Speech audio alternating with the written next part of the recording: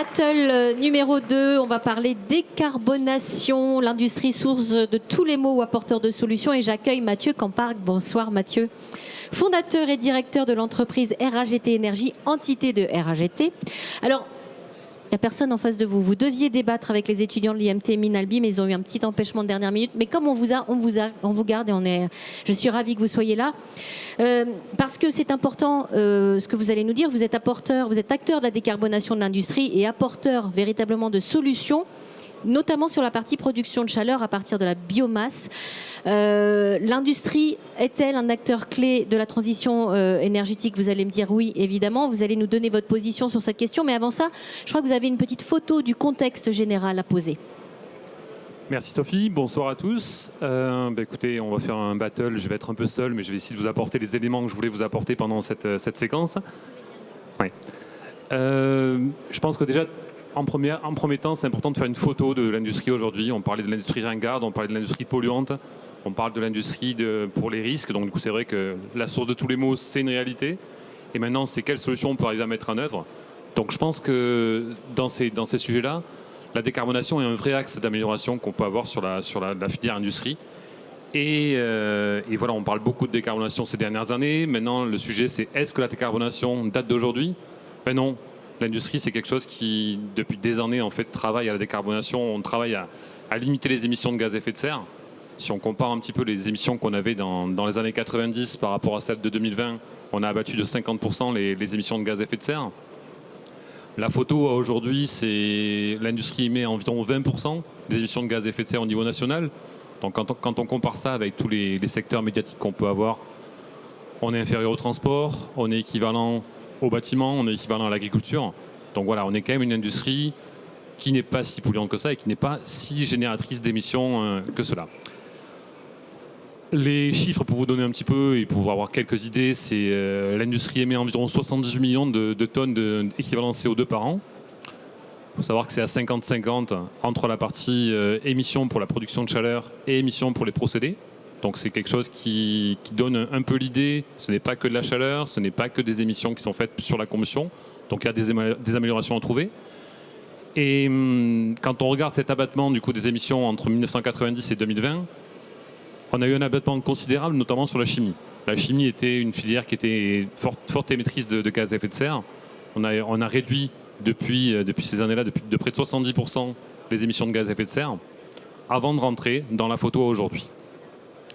Donc la photo aujourd'hui, c'est quoi? C'est en fait, on se pose la question de comment décarboner, comment arriver à rentrer dans ce Green Deal européen et comment se poser la question de comment décarboner et avoir des indicateurs de suivi là-dessus. Ça passe par la feuille de route France 2030. Exactement, ouais. Voilà. Et ce Green Deal a été transposé du coup dans des feuilles de route 2030 sur les différentes filières de l'industrie où on se pose la question de quelle est la meilleure solution selon les industries pour décarboner. Donc par exemple, on va prendre les premiers points sont évidents mais malgré tout importants. Donc le premier point, c'est bien sûr faire du recyclage de matériaux. Arriver à recycler les matériaux plutôt que de mettre des nouveaux matériaux dans l'industrie. On a des exemples, par exemple, comme dans le panneau ou dans le papier. Il y a quelques années, toute la filière panneau, le panneau de particules, était produite à partir de bois vierge. Là, depuis quelques années, on a travaillé à réintroduire du bois déchet, enfin du bois usagé, dans la production de ces panneaux de particules, ce qui permet de réduire l'impact sur la ressource. L'axe numéro 2, c'est tout ce qui est efficacité des procédés, efficacité énergétique, efficacité des ensembles. Donc là, c'est pareil, beaucoup de travaux ont été réalisés, des travaux sont à venir pour arriver à améliorer la performance des procédés, arriver à limiter du coup ces émissions et trouver de meilleures sources d'énergie. Le troisième volet, c'est celui que vous citiez, donc c'est vraiment arriver à décarboner la chaleur ou décarboner les procédés. Donc là, on a tout un tas d'exemples, je pourrais vous parler vraiment de ça pendant des heures parce que c'est le métier que je fais au quotidien au niveau de RAGT Énergie. Donc le premier, c'est bien sûr décarboner la chaleur en se tournant vers des ressources à bas carbone. Donc qu'est-ce que sont les ressources à bas carbone? C'est la biomasse, ça va être le CSR, c'est tous ces combustibles qui vont être produits et qui pourront permettre de se substituer au gaz, au fuel qui sont consommés et ainsi de réduire vraiment les émissions. On peut illustrer avec un exemple très concret parce que vous avez décarboné tout le quartier de la Défense à Paris, c'est pas rien. Oui, exactement, ouais. Donc ça, c'est le caractère d'une industrie un peu dans un environnement ultra contraint. Donc tu vas voir que le quartier de la Défense à Paris, c'est 4 millions de mètres carrés. C'était chauffé historiquement au fioul lourd. Et donc moi j'ai attaqué le dossier en 2015. Donc la question s'est posée de voir comment décarboner une chaufferie dans un environnement très contraint, avec des contraintes d'usage, des contraintes d'environnement, des contraintes d'accès. Et donc, c'est 2 chaudières de 45 MW qui ont été converties pour passer du fioul lourd à la biomasse, et notamment à la biomasse agricole. Donc, en fait, on a converti cette installation. Ça permet de complètement verdir 50% du réseau d'un coup, du réseau de la Défense, et de produire une énergie verte qui permet d'alimenter du coup tous ces bâtiments. Donc, c'est vrai que c'est un site emblématique et intéressant. Dans ce 3e volet, du coup, de substituer les combustibles par des combustibles bas carbone, il y a l'électrification. Donc ça, c'est un sujet dont on parle beaucoup, et comment on va gérer l'électrification demain sera vraiment la thématique de la ressource. On prend l'exemple de la filière métal, par exemple, avec ArcelorMittal sur Dunkerque, qui est quand même un gros poste d'émissions de gaz à effet de serre. Leur sujet, c'est électrifier les hauts fourneaux.